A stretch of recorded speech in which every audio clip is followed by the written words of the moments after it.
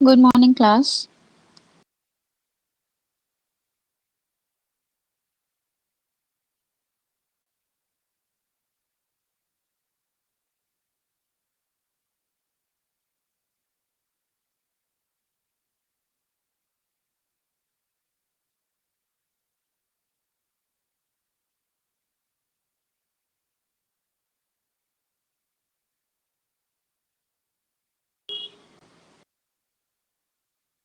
आप लोगों के साथ मेरी लास्ट यूनिट बची हुई है। आज वो स्टार्ट करेंगे। अब क्योंकि आप लोग का एग्जाम ऑनलाइन हो गया है तो इसलिए मैं ऑनलाइन लेकर ही खत्म करूंगी। अ, और दो ही इसमें टॉपिक्स इम्पोर्टेंट हैं तो मैं कवर अप कर रही हूँ। बाकी आप लोगों को अगर कोई दिक्कत होगी तो आप लोग वहाँ डिपार्टमेंट में आके पूछ सकते हैं, ठीक है।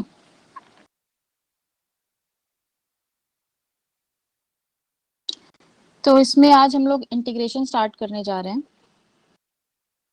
जिनका 11th 12th में मैथमेटिक्स रहा होगा उन लोगों ने इंटीग्रेशन पढ़ा होगा।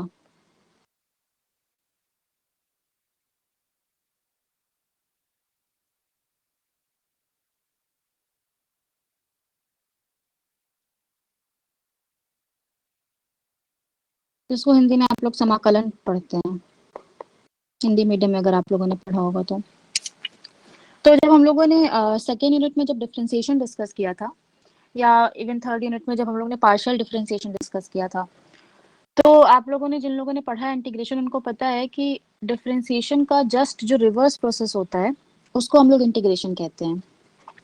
यानी कि डिफरेंशिएशन में हम किसी फंक्शन के साथ जो भी चीज कर रहे थे, हम लोग उस फंक्शन को पूरी पावर से मल्टीप्लाई कर रहे थे और पावर में से वन माइनस कर रहे थे। इसका जस्ट रिवर्स प्रोसेस जब हम लोग करते हैं तो हम कह रहे हैं कि ये इंटीग्रेशन है। तो हम लोगों ने डिफरेंशिएशन में क्या पढ़ा था कि डिफरेंशिएशन, मेरी आवाज धीमे है, बाकियों को भी धीमे है।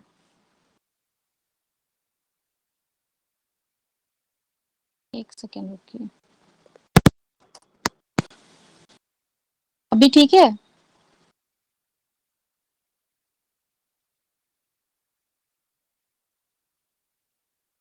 मेरे साइड से तो ठीक है, आई डोंट नो क्या प्रॉब्लम है। जिनको धीरे आ रही है आवाज आप अपना जो है वॉल्यूम वाला देखिए, आपका अगर लो हो तो उसको ठीक करिए आप लोग। तो हम लोग जब डिफरेंशिएशन पढ़ रहे थे तो वहां पे हम क्या कह रहे थे कि डिफरेंशिएशन आपका एक प्रोसेस है, ठीक है। Differentiation is a process. और जब आप किसी फंक्शन को डिफरेंशिएट कर दे रहे थे तो जो आपको मिल रहा था, आप कह रहे थे कि वो आप डेरिवेटिव निकाल रहे हैं। तो जो ये प्रोसेस है, यानी किसी फंक्शन को डिफरेंशिएट करने का प्रोसेस, उसे हम डिफरेंशिएशन कह रहे हैं। और हमें जो रिजल्ट में मिल रहा है, जो फंक्शन को चेंज करके डिफरेंशिएट करके, हम कह रहे हैं कि वो डेरिवेटिव है। तो इस प्रोसेस ऑफ डिफरेंशिएशन में हम लोग क्या कर रहे थे, किसी फंक्शन को डिफरेंशिएट कर रहे थे और हमें जो मिल रहा था हम कह रहे थे कि वो आपका डेरिवेटिव है। इसी तरीके से जब हम लोग इंटीग्रेशन की बात कर रहे हैं तो इंटीग्रेशन भी आपका एक प्रोसेस है, ठीक है। इंटीग्रेशन आपका एक प्रोसेस है जिसमें आप किसी फंक्शन को इंटीग्रेट कर रहे हैं और आपको जो मिल रहा है आप कह रहे हैं कि ये आपका इंटीग्रल है, ठीक है। आपको जो फंक्शन को इंटीग्रेट करके मिल रहा है आप उसको कह रहे हैं कि ये आपका इंटीग्रल है, इंटीग्रल फंक्शन। तो मैंने कहा कि इंटीग्रेशन आपका रिवर्स प्रोसेस ऑफ डिफरेंशिएशन है। यानी कि मतलब समझिए, कोई फंक्शन है, मान लीजिए आपका जैसे मान लीजिए y is the function of 2x लिख देते हैं। तो जब मैं इस फंक्शन को आप लोगों को डिफरेंशिएट करने को कह रही हूँ तो आपने कहा कि dy बाई डी एक्स हम निकालेंगे, जिसमें आप इस फंक्शन 2x स्क्वायर कर देते हैं इसको। तो आपने कहा कि इस फंक्शन को पूरा आप इस पावर से मल्टीप्लाई करेंगे, ठीक है। तो आपने पावर से मल्टीप्लाई कर दिया, 4 हो गया, और इस पावर में से आपने 1 माइनस कर लिया तो आपका 1 बचता है। तो आपने फंक्शन को मल्टीप्लाई किया है पावर से और पावर में से 1 माइनस किया है। तो अगर आपको इसका रिवर्स प्रोसेस करना है तो आप क्या करेंगे, पावर में 1 ऐड करेंगे और जो आएगा उससे आप फंक्शन को डिवाइड करेंगे। मल्टीप्लिकेशन का रिवर्स प्रोसेस क्या है, डिविजन। और सब्ट्रैक्शन का रिवर्स प्रोसेस क्या हो जाएगा, एडिशन। तो हमने जो इस पावर से लिया है, अगर हम उसमें वो 1 ऐड कर दें और फिर वही पावर से हम फंक्शन को डिवाइड कर दें, तो ये जो आप प्रोसेस करते हैं ये हम कहते हैं कि हम इंटीग्रेशन कर रहे हैं। तो अगर मैं आपसे कह रही हूँ कि डिफरेंशिएशन इंटीग्रेशन जो है किसी डिफरेंशिएशन का रिवर्स प्रोसेस है, तो यानी कि अगर आपको कोई एक फंक्शन दिया है ऐसा, मान लीजिए y is equal to 2x², और आपको पता है कि जब आप इसको डिफरेंशिएट करेंगे तो आपको 4x मिल रहा है। तो अगर आपके पास 4x है और आपको पता है कि 4x एक डिफरेंशिएटेड फंक्शन है, जो आपने डिफरेंशिएट करके निकाला होगा, मतलब ये किसी फंक्शन का डेरिवेटिव है, और हम आपसे कहें कि आप इसे इंटीग्रेट करिए, तो आपको इंटीग्रेट करके वापस से आपको ओरिजिनल फंक्शन मिलना चाहिए। तो इंटीग्रेट, जैसे डिफरेंशिएशन में हम लोग dy बाई dx का कॉन्सेप्ट यूज कर रहे थे, उसी तरीके से इंटीग्रेशन में हम लोग ये साइन यूज करते हैं, एक इलोंगेटेड s का साइन है, ये इंटीग्रेशन का साइन है, यानी जिस फंक्शन को हमें इंटीग्रेट करना है हम उसके आगे ये साइन लगा रहे हैं, और हमें यहाँ पर कौन सा फंक्शन इंटीग्रेट करना है, जो डेरिवेटिव हमने निकाला था। मान लेते हैं कि हमें ये एक्चुअल वाले फंक्शन की इंफॉर्मेशन नहीं दी है क्वेश्चन में हमें 4x दिया हुआ है। तो क्वेश्चन में जब आपको 4x दिया हुआ है और क्वेश्चन आपसे कह रहा है कि आप इस फंक्शन को इंटीग्रेट करिए, तो आप फंक्शन को जब इंटीग्रेट करेंगे यानी कि आप 4x को इंटीग्रेट कर रहे हैं विद रिस्पेक्ट टू dx। किसके रिस्पेक्ट में इंटीग्रेट कर रहे हैं, x के रिस्पेक्ट में। तो ये आपका तरीका होना चाहिए लिखने का, जिस भी फंक्शन को आप इंटीग्रेट कर रहे हैं विद रिस्पेक्ट टू dx। ठीक है, तो अगर जो मैंने आपको अभी बताया वो इस पे करें तो हमें ये ओरिजिनल फंक्शन मिलना चाहिए। क्या बताया हमने आपको कि ये जो आपका 4x है, x की पावर में आप 1 ऐड करिए, क्योंकि आपने डिफरेंशिएशन के टाइम पर आपने 1 सब्ट्रैक्ट किया था, तो x की पावर में हम 1 ऐड कर देते हैं तो x की पावर 2 हो जाएगी, और इसी पावर से आप डिवाइड करिए इस फंक्शन को। तो ये जो आपने प्रोसेस किया, ये आप कह रहे हैं कि आपने इंटीग्रेशन किया, तो हमें क्या मिल जाएगा, 2x² मिल जाएगा। और 2x² वही फंक्शन है जो ओरिजिनली वो फंक्शन था जो ना डिफरेंशिएट हुआ था ना इंटीग्रेट हुआ था। तो इसलिए जो हम कहने की बात जो आप लोग को समझा रहे हैं वो ये है कि जब आप किसी फंक्शन को इंटीग्रेट करते हैं और अगर वो फंक्शन डिफरेंशिएट हुआ है पहले से और आप उसके डेरिवेटिव को इंटीग्रेट कर रहे हैं, तो यानी आपको ओरिजिनल फंक्शन मिल जाना चाहिए, जो जिसको आपने कुछ नहीं किया होगा, ना आपने डिफरेंशिएशन किया होगा जिसके साथ, ना आपने इंटीग्रेशन किया होगा। तो इंटीग्रेशन में जस्ट ऑपोजिट करते हैं आप डिफरेंशिएशन का। डिफरेंशिएशन में आप पावर ऐड कर रहे थे, सॉरी पावर सब्ट्रैक्ट में से 1 सब्ट्रैक्ट कर रहे थे और उस पावर से मल्टीप्लाई कर रहे थे। इंटीग्रेशन में हम लोग पावर को पावर में 1 वापस ऐड कर रहे हैं और उस पावर से हम पूरे फंक्शन को डिवाइड कर रहे हैं। ये सबसे बेसिक चीज है जो आप इंटीग्रेशन में पढ़ रहे हैं। तो जनरल नोटेशन में आप लोग जब ये निकालते हैं, जब आपने 4x निकाला तो आपने कहा कि ये डेरिवेटिव है, तो जब आपने इस 4x को वापस से इंटीग्रेट किया और आपने 2x² निकाला, तो आप कह रहे हैं कि ये आपका इंटीग्रल है। ठीक है, तो एक चीज जो यहाँ पर समझने की है, जब आप किसी फंक्शन को डिफरेंशिएट करते हैं, मान लीजिए फंक्शन का फॉर्म थोड़ा सा बदलते हैं, y इज इक्वल टू मान लीजिए 6x³ प्लस 4।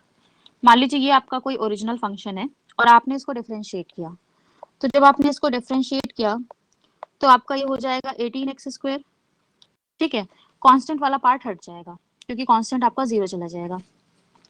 अब आपके पास मान लीजिए 18x² है और आपको इसको इंटीग्रेट करना है, तो जब आप इंटीग्रेट करेंगे तो आपके पास तो सिर्फ 18x² है, आप प्लस 0 तो यहाँ पे लिखेंगे नहीं इस 4 के लिए, क्योंकि 4 का डिफरेंशिएशन 0 था, 4 वाज अ कांस्टेंट। तो उस केस में हमें ये नहीं पता होता कि जब हम किसी फंक्शन को इंटीग्रेट कर रहे हैं, जैसे यहाँ पर 18x² को अगर हम जब इंटीग्रेट करेंगे तो हमें ये नहीं पता कि ओरिजिनल फंक्शन में आपका कोई कांस्टेंट था या नहीं था। अब इस फंक्शन में था, लास्ट वाले में जब मैंने आप लोगों को डिस्कशन किया वहां पे नहीं था, तो हमें ये नहीं पता होता कि किसी डेरिवेटिव को जब हम डील कर रहे हैं, किसी डेरिवेटिव को हम इंटीग्रेट कर रहे हैं, तो हमें ये नहीं पता कि वो डेरिवेटिव जिस ओरिजिनल फंक्शन से आया था उस फंक्शन में कोई कांस्टेंट था या नहीं था। तो सेफर साइड में रहने के लिए जब भी हम लोग किसी फंक्शन को इंटीग्रेट करते हैं, इंटीग्रेशन करने के बाद हम उसके साथ एक कांस्टेंट को ऑटोमेटिकली जोड़ देते हैं। यानी कि अगर मान लीजिए मैं इस फंक्शन को इंटीग्रेट करूं 18x² को विद रिस्पेक्ट टू dx, तो इंटीग्रेशन जब आप कर लेंगे तो ऑटोमेटिकली आप एक कांस्टेंट जोड़ देंगे प्लस c करके, यानी कि आप कह रहे हैं कि 18x³ बाय 3 यानी कि 6x, रुक जाइए, यहीं पर आप जब कर रहे हैं इसको प्लस सी कर दीजिए। यहाँ पर द मोमेंट आप इंटीग्रेट करते हैं, आप इंटीग्रेशन का साइन हटा देंगे और आप प्लस सी ऐड कर देंगे। ये वाला पार्ट आपका 6x³ आ जाएगा और आपका प्लस सी। अब इस सी की वैल्यू आपको क्वेश्चन में दी हुई भी हो सकती है और नहीं भी दी हुई हो सकती है। फिलहाल आप इतना समझिए कि जब आप कोई फंक्शन को इंटीग्रेट करते हैं तो हम लोग वहां पर एक कांस्टेंट को ऐड करते हैं प्लस सी को, क्योंकि हमें नहीं पता कि जब हम किसी फंक्शन को इंटीग्रेट कर रहे हैं किसी डेरिवेटिव से, जैसे कि हमारे केस में 18x², तो हमें ये नहीं पता कि ओरिजिनल फंक्शन में आपका कोई कांस्टेंट था या नहीं था। ठीक है, तो उस केस में हमेशा ध्यान रखिएगा कि आपको जब भी आप किसी फंक्शन को इंटीग्रेट कर रहे होंगे तो आपको प्लस सी ऐड करना है द मोमेंट आप उस फंक्शन को इंटीग्रेट कर लेते हैं और आप इंटीग्रेशन का साइन हटा देते हैं। ठीक है, सी की वैल्यू अगर आपको क्वेश्चन में दी हुई होगी तो इनिशियल कंडीशन के नाम से दी होगी कि मान लीजिए सी की वैल्यू ये है, या मान लीजिए वो कहें कि कांस्टेंट की वैल्यू ये दी हुई है। तो अगर दी हुई है युक्ति, क्वेश्चन में स्क्वायर, क्वेश्चन में कहाँ स्क्वायर है, ये वाले की बात कर रही हैं आप, इंटीग्रेशन की बात कर रही है, राइट। 18x², 18x² है, बट ओरिजिनल जो फंक्शन है उसमें तो 6x³ है ना। तो जब आप 18x² को इंटीग्रेट करेंगी तो आप क्या कर रही हैं, 2+1, x की जो पावर है उसमें 2+1 कर रही हैं, तो क्या हो गया 3 हो गई, और आप 3 से फंक्शन को डिवाइड कर दे रही हैं। ये वाला जो फंक्शन है लास्ट वाला, ये आपका ओरिजिनल फंक्शन के बराबर होना चाहिए। अगर आप किसी एक फंक्शन को, जैसे मैंने ऊपर लिखा है y is equal to 6x³ + 4, इसको अगर आप एक बार डिफरेंशिएट करें और 18x² आया, और इसको आप वापस से इंटीग्रेट करें तो आपको ओरिजिनल फंक्शन मिल जाना चाहिए। ठीक है शिवम, अब मेरी एक ही 2 टॉपिक्स बचे, मैं क्लास यहीं पर लूंगी क्योंकि मुझे 11:30 वाला टाइम एमए के साथ डील करना है। एमए वालों का एग्जाम ऑफलाइन होना है और उनका जल्दी होना है, और मुझे 9:50 में आने में दिक्कत है, इसलिए मैं 9:50 ऑनलाइन लूंगी। आप लोग को मेरे पढ़ाने के बाद इस यूनिट में कोई दिक्कत होगी आप लोग स्टाफ रूम में आके मुझसे पूछ लीजिएगा। ठीक है, अगर इन जनरल किस बच्चों को दिक्कत होगी तो किसी एक दिन मैं डाउट सॉल्विंग क्लास रख लूंगी आफ्टर दिस, जब ये यूनिट में कंप्लीट कर लूंगी। सी की वैल्यू फाइंड की जा सकती है, वो डिपेंड करता है कि आपको ये जो फंक्शन दिया हुआ है, लाइक मैंने यहाँ पे y लिखा हुआ है। ठीक है, तो अगर मैंने यहाँ पे y लिख दिया, मान लीजिए मैंने यहाँ पे y लिख दिया और क्वेश्चन में आपको y की कुछ वैल्यू दी हुई है, तो डेफिनेटली आप सी की वैल्यू फाइंड आउट कर सकते हैं। अगर सी की वैल्यू आपको क्वेश्चन में दी हुई है, बहुत अच्छी बात है, आप सी वहां पे सब्स्टिट्यूट कर देंगे। सी की वैल्यू नहीं दी हुई है तो आप प्लस सी लिख के छोड़ देंगे, या फिर आप किसी ऐसे फंक्शन के साथ डील कर रहे हैं, क्योंकि हम लोग अभी अभी मैं आप लोग के साथ जनरल डिस्कशन कर रही हूँ, बट जब हम लोग उसको इकोनॉमिक्स में पढ़ेंगे तो हम किसी एप्लीकेशन में पढ़ रहे होंगे, यानी कि ये जो आपका फंक्शन है एक्चुअली में ये कोई जो है इकोनॉमिक वेरिएबल का फंक्शन होगा, जैसे मान लीजिए टोटल कॉस्ट या मार्जिनल कॉस्ट, इस तरह का कोई फंक्शन हो सकता है। तो अगर आप इकोनॉमिक्स के किसी फंक्शन में डील कर रहे होंगे तो आपको पता होगा कि उस फंक्शन में कांस्टेंट होता है या नहीं होता है। ठीक है, तो अगर उस फंक्शन में कांस्टेंट होता ही नहीं होगा तो आप लगाएंगे ही नहीं उसमें कांस्टेंट, तो वहां पर कांस्टेंट की वैल्यू आप अपने दिमाग से सोचेंगे कि ऑटोमेटिक 0 हो रही है, तो शायद क्वेश्चन में कांस्टेंट की वैल्यू आपको नहीं दी होगी। बहरहाल अगर क्वेश्चन में कांस्टेंट की वैल्यू दी है या नहीं दी है, उसके हिसाब से हम लोग 2 इंटरप्रिटेशन करते हैं किसी इंटीग्रेशन में, किसी इंटीग्रल के। यानी कि हमने जो यहाँ पर वैल्यू निकाला, हमने जो फंक्शन को इंटीग्रेट किया, तो आपके पास जो सी है प्लस सी जो मैंने किया, प्लस सी की वैल्यू आपके पास हो भी सकती है और नहीं भी हो सकती है। ठीक है, अगर आपके पास सी की वैल्यू दी हुई है, यानी जो क्वेश्चन जो आपके रिजल्ट में जो कांस्टेंट है उसकी वैल्यू आपको दी हुई है, वैल्यू इज गिवन, तो जो आपका इंटीग्रल होता है, जो आप ये लेकर आए हैं इसको हम इंटीग्रल कह रहे हैं, इंटीग्रल आपका डेफिनेट इंटीग्रल कहलाता है। आप लोगों ने ये मैथमेटिक्स में जिन्होंने पढ़ा है वो पढ़ा होगा। ठीक है, हाँ सूरज बिल्कुल लिखिए, लास्ट क्वेश्चन में आप प्लस सी लिखिए, वहां पे मैंने प्लस सी इंट्रोड्यूस नहीं किया था क्योंकि मेरा फोकस आप लोगों को सिर्फ ये समझाने में था।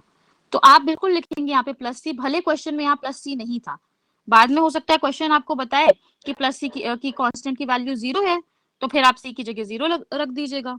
बट आपको नहीं पता ना कि ओरिजिनल फंक्शन में क्या था, कोई कांस्टेंट था या नहीं था, तो हम अपने सेफर साइड के लिए हम एक वैल्यू सब्स्टिट्यूट रखेंगे कि वहां पे प्लस सी जाएगा। अब प्लस सी कभी जीरो भी हो सकता है, इन दैट केस क्वेश्चन में आपको हो सकता है बताए, नहीं बताएगा तो प्लस सी ही रहेगा, आप उसकी कोई वैल्यू नहीं लिख रहे। तो खैर, अगर आपको क्वेश्चन में कांस्टेंट की वैल्यू दी हुई है या आप किसी तरीके से निकाल सकते हैं, तो वो आपका डेफिनेट इंटीग्रल कहलाता है। डेफिनेट इंटीग्रल मतलब आप उस इंटीग्रल की एग्जैक्ट वैल्यू निकाल सकते हैं, बिकॉज आपको सी की वैल्यू दी हुई है।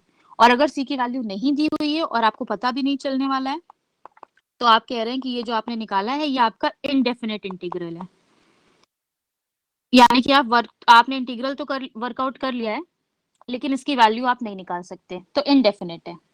ये दोनों कॉन्सेप्ट ध्यान रखिएगा, अभी आगे इसके बारे में थोड़ा सा और डिस्कशन करेंगे। यहाँ पे सिर्फ इतना समझिए कि अगर सी की वैल्यू आपको दी हुई है या आप निकाल सकते हैं, तो वो आपका डेफिनेट इंटीग्रल कहलाता है। अगर सी की वैल्यू आपको नहीं दी हुई है या आप नहीं निकाल सकते, तो वो आपका इनडेफिनेट इंटीग्रल कहलाता है। अब इसका इकोनॉमिक सिग्निफिकेंस क्या है वो हम लोग अभी आगे डिस्कस करेंगे, अभी बस यहाँ पर इतना समझिए। तो जैसे हम लोग डिफरेंशिएशन में जब रूल्स ऑफ डिफरेंशिएशन पढ़ रहे थे, उसी तरीके से जब आप इंटीग्रेशन की बात करते हैं, तो आप रूल्स ऑफ इंटीग्रेशन कुछ बेसिक डिस्कस करते हैं। तो बेसिक बेसिक कुछ रूल्स आप लोग के साथ इंटीग्रेशन के डिस्कस करेंगे जो हमारे काम के हैं।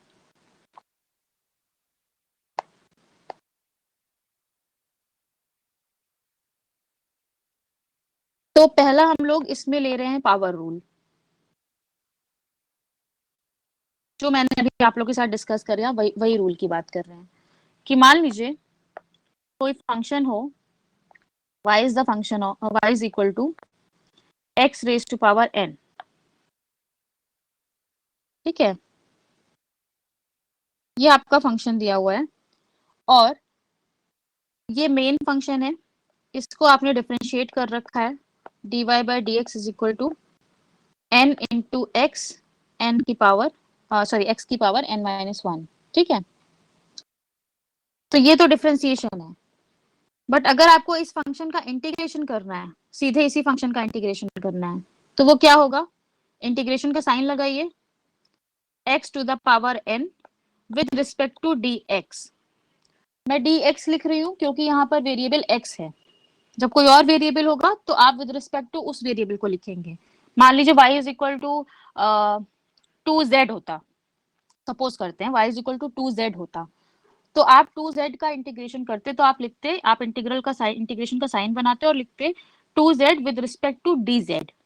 तो ये जो यहाँ पर आप dx लिख रहे हैं, ये आउट ऑफ द बॉक्स कहीं से नहीं आ रहा, आपको ये देखना है कि आपका जो फंक्शन है उसमें आपने कौन सा वेरिएबल ले रखा है।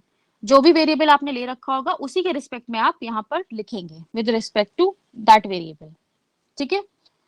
तो आप जब इसको इंटीग्रेट करेंगे तो ये क्या हो जाएगा, x की पावर में आप 1 ऐड कर देंगे तो n प्लस 1 हो जाएगा, और जो नई पावर आएगी उससे आप पूरे फंक्शन को डिवाइड कर देंगे, प्लस आपका एक कांस्टेंट c। ये आपका इंटीग्रेशन है।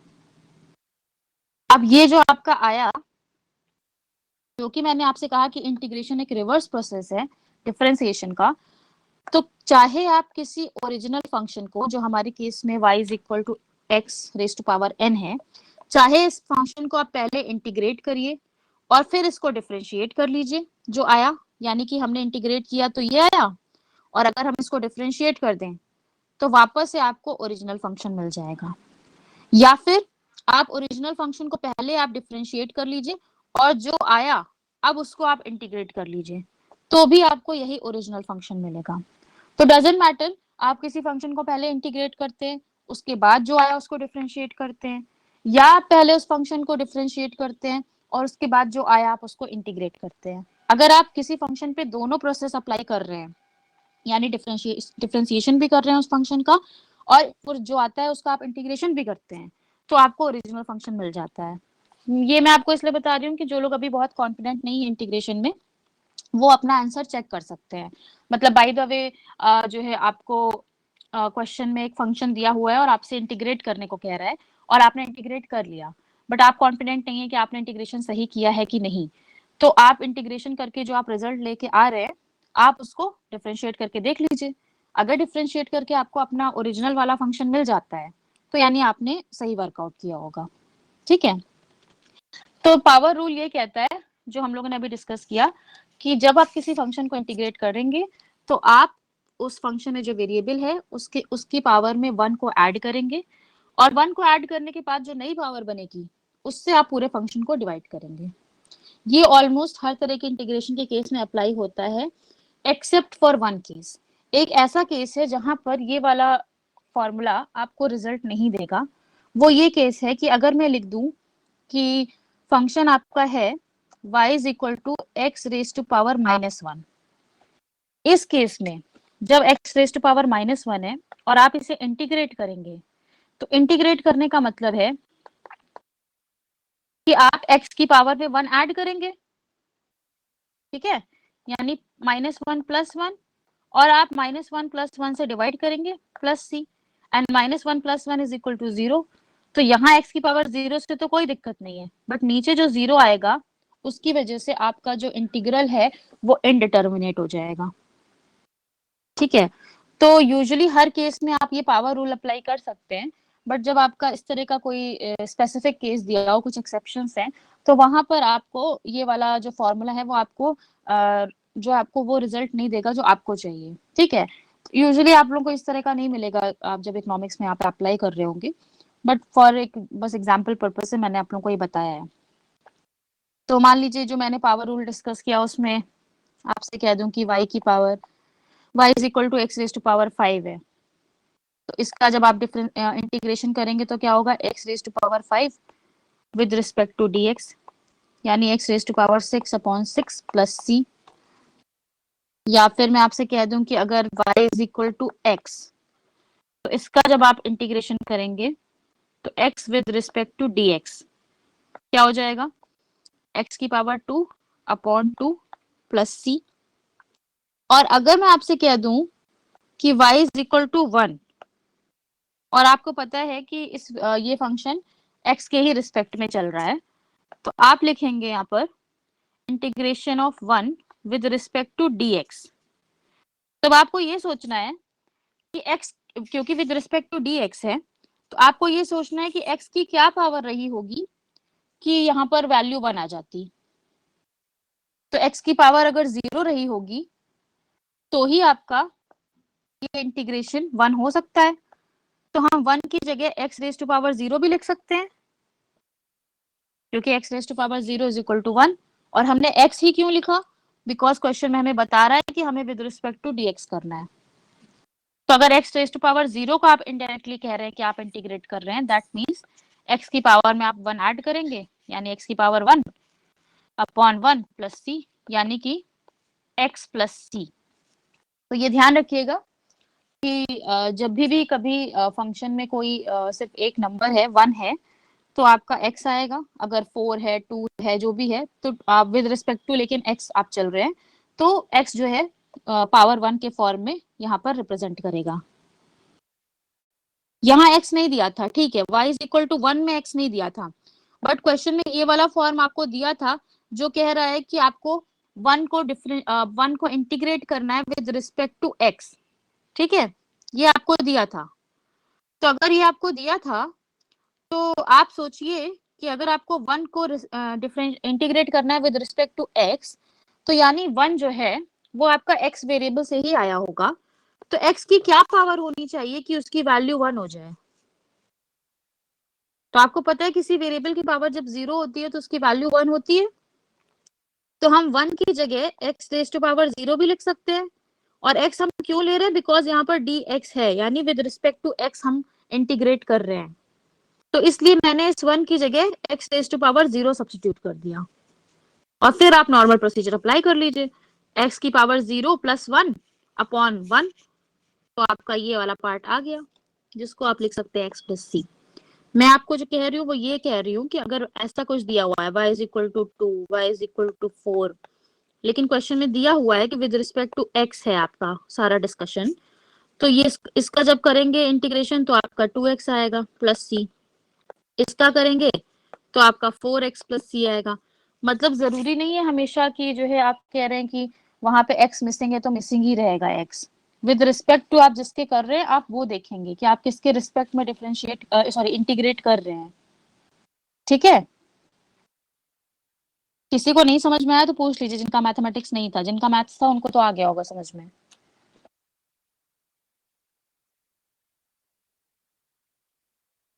ये जो आप विद रिस्पेक्ट टू लिख रहे हैं यहाँ पर, dx लिख रहे हैं, dy लिखिए, जो भी लिखिए, वो चीज आपकी आएगी वेरिएबल में।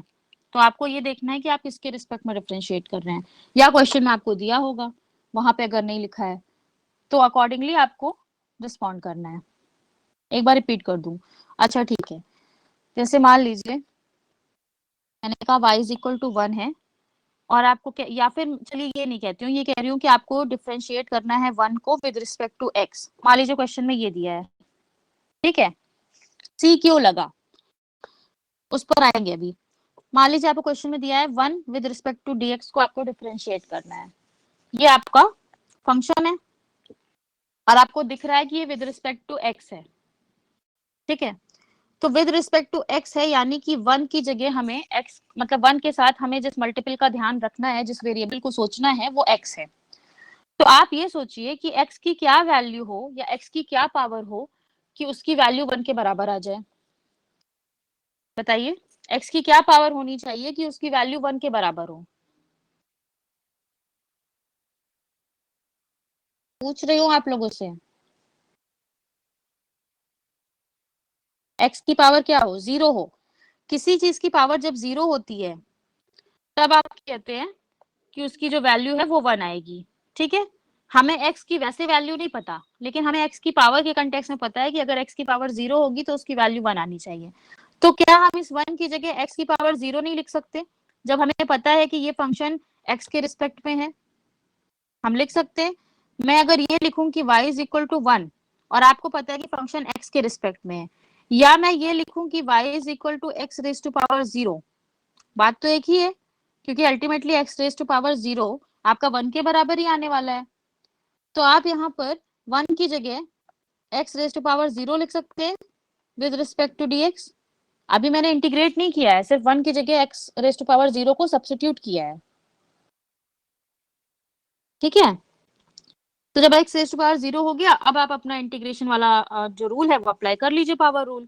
तो पावर रूल ये कहता है कि x की पावर में आप 1 ऐड करिए, यानी 0 प्लस 1, और इसी पावर से आप डिवाइड करिए, प्लस सी, कांस्टेंट पे अभी आ रही हूँ। तो ये क्या हो जाएगा, x प्लस सी, ठीक है। कांस्टेंट क्यों ऐड किया, अब यहाँ पे तो मैं आपको कह रही हूँ कि मान लीजिए y इज इक्वल टू 1 या y is equal to x raise to power 0, but हमें पता नहीं है कि ये जो फंक्शन है इसको हमने डिफरेंशिएट किया था या नहीं किया था, ओरिजिनल फंक्शन में कोई कांस्टेंट था कि नहीं था, क्योंकि जब आप किसी कांस्टेंट का डिफरेंशिएशन करते हैं तो वो 0 हो जाता है।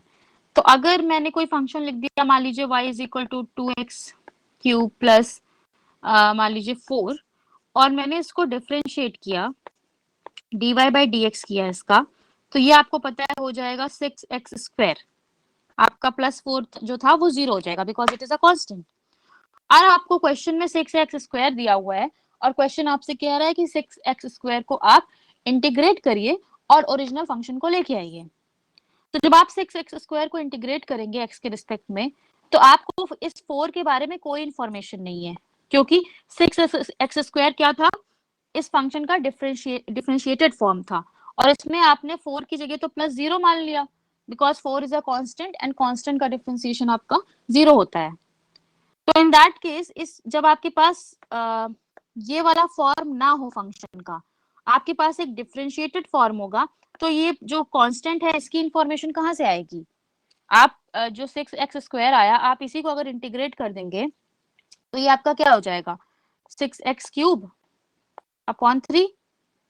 इसके बारे में तो कोई इंफॉर्मेशन आई ही नहीं, और आप फिर कह देंगे ये हो गया आपका 2x क्यूब, हो गया आपका 2x क्यूब। तो प्लस 4 कहाँ गया, आपको ओरिजिनल फंक्शन तो मिला ही नहीं। तो इसलिए हम लोग जब किसी फंक्शन को इंटीग्रेट कर रहे हैं तो उसमें प्लस सी यानी एक कांस्टेंट को ऐड कर रहे हैं। इस कांस्टेंट की इंफॉर्मेशन या तो आपको क्वेश्चन में दी होगी कि सी की वैल्यू मान लीजिए 4 है, तो अगर 4 है तो आपने सी की जगह 4 को सब्स्टिट्यूट कर दिया और आपको यही ओरिजिनल फंक्शन वापस मिल गया, या तो आपको कुछ और इन्फॉर्मेशन दी होगी जिससे कि आप सी की वैल्यू निकाल पाए। और अगर सी की कोई इन्फॉर्मेशन नहीं दी है, इन दैट केस ऑल्सो आप सी यहाँ पर लिखेंगे और आप कह देंगे कि ये एक इनडेफिनेट इंटीग्रल है क्योंकि हमें यहाँ पर सी की वैल्यू नहीं पता। ठीक है, तो सी को आपको रखना ही रखना है because you do not know कि सी वहां पर ओरिजिनल फंक्शन में था या नहीं था।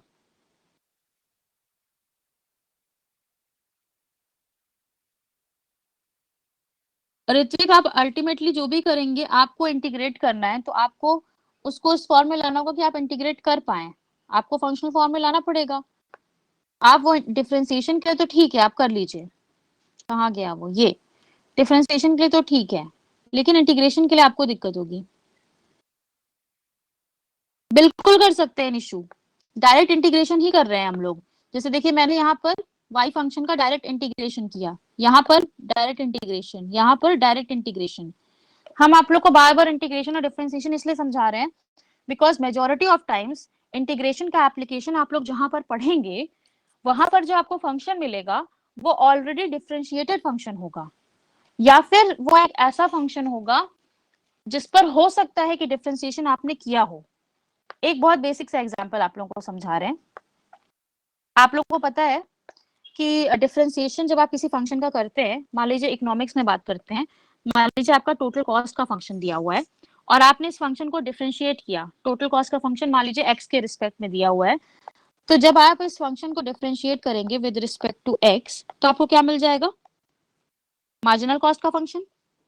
यानी आपको इकोनॉमिक्स में ये पता है कि आप जब भी टोटल किसी भी टोटल फंक्शन को डिफरेंशिएट करते हैं तो आपको मार्जिनल फंक्शंस मिल जाते हैं। अब वो चाहे टोटल कॉस्ट हो, टोटल रेवेन्यू हो, कुछ भी हो।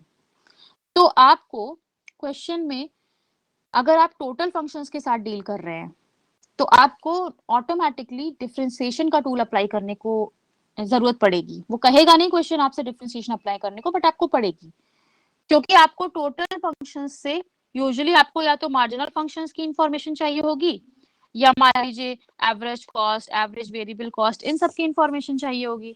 तो अगर एवरेज फंक्शंस की इंफॉर्मेशन चाहिए आपको टोटल कॉस्ट के फंक्शन से, तो उसमें ना आपको डिफरेंशिएशन की जरूरत है ना आपको इंटीग्रेशन की जरूरत है, आप सीधे से डिवाइड कर लेंगे उसको क्वांटिटीज से। लेकिन अगर आपको टोटल फंक्शन से मार्जिनल फंक्शन की इंफॉर्मेशन चाहिए तो आप डिफरेंशिएट करेंगे, आपको पक्का सा पता है आप डिफरेंशिएट करेंगे। और अगर आपको क्वेश्चन में मार्जिनल फंक्शंस दिए हैं और आपको टोटल फंक्शंस की इंफॉर्मेशन चाहिए, तो आपको पता है कि आपको इंटीग्रेट करना पड़ेगा, बिकॉज और कोई तरीका नहीं है उन फंक्शंस की इंफॉर्मेशन निकालने का।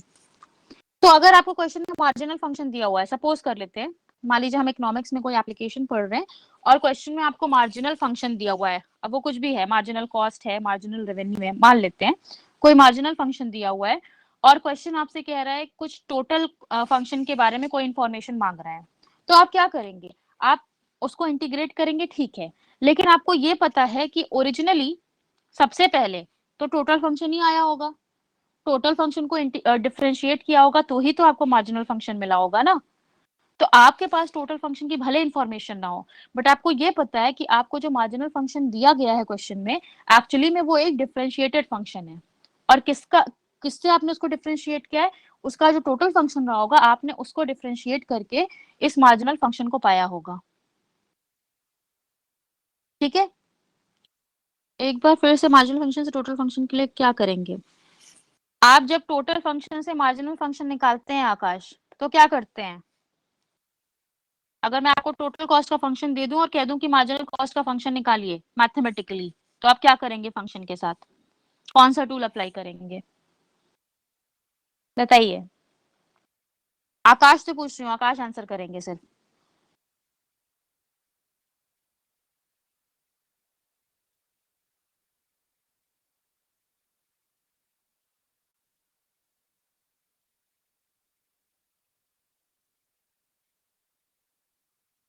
मैंने कहा कि अगर मैंने टोटल कॉस्ट का फंक्शन दे दिया है आपको और मुझे मार्जिनल कॉस्ट का फंक्शन निकाल के बताइए उसमें से, आप क्या करेंगे कि आपको मार्जिनल कॉस्ट का फंक्शन मिल जाए।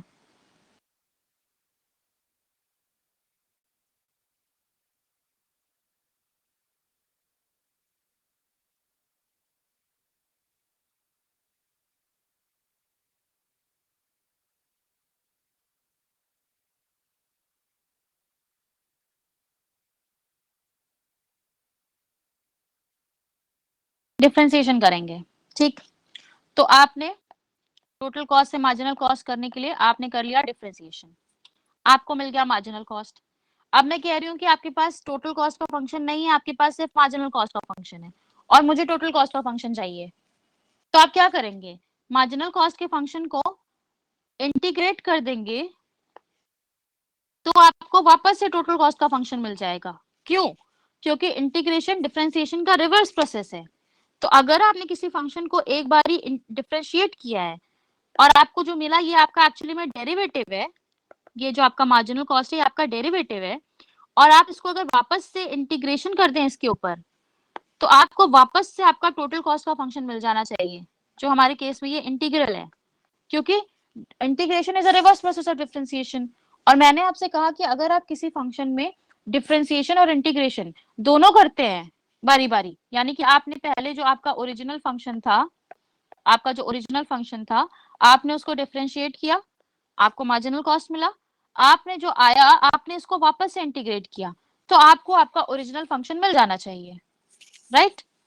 तो हम आपसे ये कह रहे हैं कि अगर आपको अभी तक आप लोगों ने जितनी भी डिस्कशंस किए, जो भी क्वेश्चंस पढ़े सेकेंड यूनिट में या थर्ड यूनिट में, तो उसमें हम लोग ये कह रहे थे कि आपको टोटल कॉस्ट का फंक्शन दिया है, आपको टोटल रेवेन्यू का फंक्शन दिया है, और आप प्रॉफिट और बाकी सारी चीजें वर्कआउट कर लीजिए, ठीक है?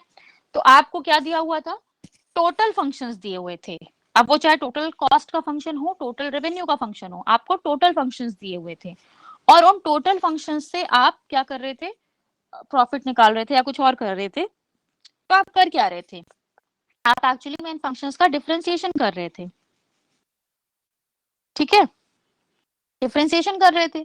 अब हम कह रहे हैं कि मान लीजिए आपको टोटल कॉस्ट टोटल रेवेन्यूज नहीं दिए हैं, आपको मार्जिनल कॉस्ट मार्जिनल रेवेन्यू ये सब कुछ दिया हुआ है, और अब आपको ओरिजिनल फंक्शंस चाहिए, पुराने वाले फंक्शंस चाहिए, तो आप क्या करेंगे, इंटीग्रेशन करेंगे। क्योंकि अगर आप टोटल फंक्शंस को डिफरेंशिएट करके आपको मार्जिनल फंक्शन मिलते हैं, तो इसी तरीके से मार्जिनल फंक्शन को इंटीग्रेट करके आपको टोटल फंक्शंस मिलते हैं, ठीक है? तो मैं ये एक एप्लीकेशन के पर्सपेक्टिव से बता रही हूँ कि अगर आपको मार्जिनल फंक्शंस दिए हुए हैं क्वेश्चन में, तो आपको ये पता है कि मार्जिनल फंक्शन जो है टोटल फंक्शन का डिफरेंशिएशन किया होगा आपने, तो ही आपके पास मार्जिनल फंक्शंस आए होंगे। आपने किया होगा या क्वेश्चन ने करके दिया होगा इसकी बात नहीं कर रही हूँ, बट एक जनरल बात कर रही हूँ कि अगर आपके पास कोई मार्जिनल फंक्शन है, तो आपको लॉजिकली पता है कि ये मार्जिनल फंक्शन अपने आप से नहीं आ सकता, आपको जो है टोटल फंक्शन इसके पीछे का पता होना चाहिए। पहले टोटल फंक्शन आएगा तो उसमें से ही तो आप मार्जिनल वर्कआउट कर रहे हैं ना। तो आपने यानी आपको पता है कि मार्जिनल फंक्शन एक डिफरेंशिएटेड फॉर्म है टोटल फंक्शन का। तो अगर आपको वापस से पुराना वाला फंक्शन चाहिए टोटल वाला, तो आप इंटीग्रेट करिए, ठीक है? कौन सा दो फॉर्मूला बताया मैंने आपको, अभी तो मैं चल रही हूँ, आप लोग ने बीच में मुझे ब्रेक किया है। मैंने आप लोगों को अभी पावर रूल बताया है सिर्फ, ठीक है? अभी तो ये पावर रूल ही चल रहा था।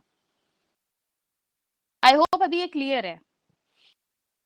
अब नेक्स्ट हम लोग कह रहे हैं इंटीग्रल ऑफ अ मल्टीपल।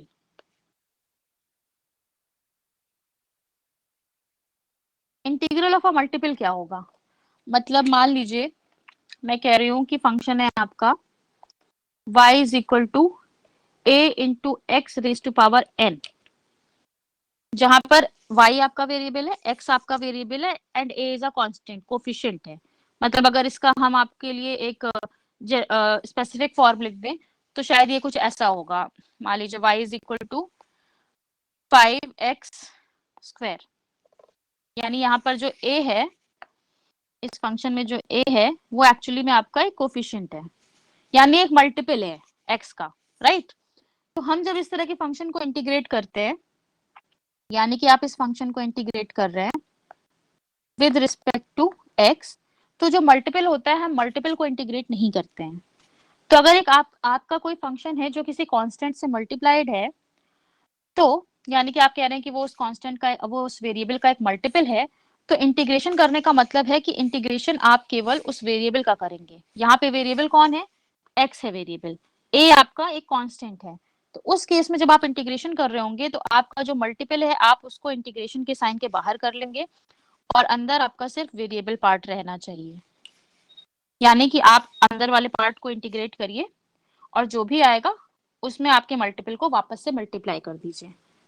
यानी कि अगर मैं इसको लिखूं तो ये क्या हो जाएगा आपका x raise to power n plus 1 upon n plus 1, और आपका जो a है वो एज इट इज मल्टीप्लाई हो जाएगा और प्लस c, या यहाँ पे अगर इस तरह इसको करूं तो ये क्या हो जाएगा आपका integration of 5x square with respect to dx, यानी आपने 5 बाहर कर लिया, आपको x स्क्वायर को इंटीग्रेट करना है विद रिस्पेक्ट टू dx, ठीक है। तो उस केस में आपका ये हो गया 5 into x cube upon 3 plus C, यानी ये जो 5 है या जो आपका मल्टीपल होगा क्वेश्चन में, हमें उसको टच नहीं करना है जब हम इंटीग्रेशन कर रहे हैं। जैसे डिफरेंशिएशन में हम लोग कांस्टेंट को टच नहीं कर रहे थे या किसी कोफिशिएंट को टच नहीं कर रहे थे, हम डिफरेंशिएशन केवल वेरिएबल का कर रहे थे, उसी तरीके से जब आप इंटीग्रेशन कर रहे हैं तो इंटीग्रेशन आपको सिर्फ वेरिएबल का करना है। आपको वो मल्टीपल जो कांस्टेंट कोफिशिएंट है आपको उसको टच नहीं करना है, वो आप बाहर कर देंगे, एज इट इज आप निकाल के बाहर कर देंगे उसको, और जब आपका इंटीग्रेशन हो जाए आप उसको एज इट इज उठा के मल्टीप्लाई कर देंगे, ठीक है। नेक्स्ट हम लोग डिस्कस करते हैं integration of a integral of a constant.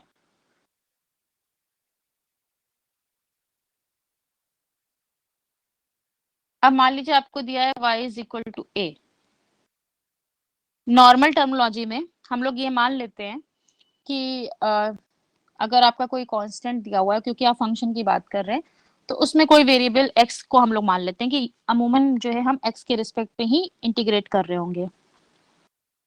एक मिनट शिवांश। तो जब आपका कोई कांस्टेंट दिया हुआ है y is equal to a दे रहे हैं, तो अगर मैं इसका इंटीग्रेशन आपको लोग को करने को बोलूं तो आप ये मान के चलिए कि हम इसको विद रिस्पेक्ट टू x ही लिख रहे होंगे, ठीक है। तो उस कंटेक्स्ट में जब आप इसे इंटीग्रेट करें तो आप क्या लिखेंगे, a with respect to x। अब यहाँ पे आप कहेंगे कि x तो है नहीं, नेक्स्ट क्लास कॉलेज में आप लोग कॉलेज से ही कर लिया करिए अटेंड क्लास, बस मैं छोड़ रही हूँ, बस ये वाला लास्ट करके छोड़ रही हूँ। तो आपका ये है a इंटू डी एक्स, अगर यहाँ पर x है और वो हमें नहीं दिख रहा, यानी हम ये कह सकते हैं कि a into 1 with respect to d x होगा ये। अगर यहाँ पे x की मैं इस फंक्शन में y is equal to a में अगर आगे लगा दूं into x raise to power 0, तो ये फंक्शन और ये फंक्शन एक ही चीज को दिखा रहा है, क्योंकि y is equal to a into x की पावर 0 आप लिखेंगे y is equal to a into 1 या फिर y is equal to a। तो हम y is equal to a को ये वाला फॉर्म में भी दिखा सकते हैं ना, यस और नो।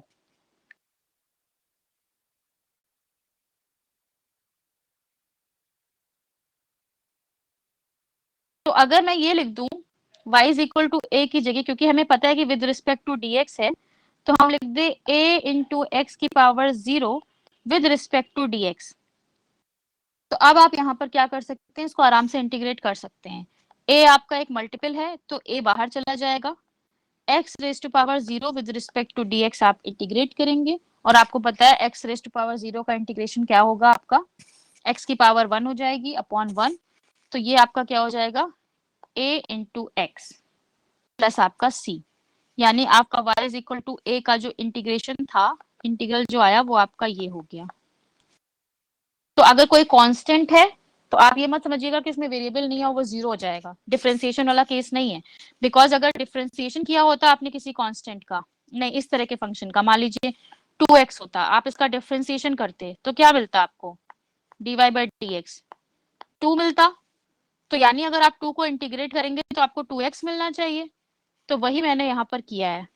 कांस्टेंट को जब आप इंटीग्रेट कर रहे हो और आपको पता है कि वो कांस्टेंट किसी वेरिएबल के रिस्पेक्ट में है, मतलब वो वेरिएबल था उसमें, तो आप इस तरीके से उसके साथ डील करेंगे इंटीग्रल ऑफ अ कांस्टेंट में। आज की क्लास यही छोड़ रही हूँ, नेक्स्ट क्लास हम लोग कर लेंगे 9:50 से। इतना आप लोग जिन्होंने नहीं पढ़ा है एक बार आप उसको उठा के देख लीजिए, किसी भी बुक में से देख लीजिए, मैथ्स की बुक में से देख लीजिए, अपने इकोनॉमिक्स वाली मैथमेटिकल वाली बुक से देख लीजिए। ये बेसिक है, अभी तक हम लोग इकोनॉमिक्स पे नहीं आए हैं, तो ये थोड़ा बेसिक्स आप लोग क्लियर कर लीजिए, तो फिर हम लोग एप्लीकेशन वाले पार्ट पे मूव करेंगे इसमें।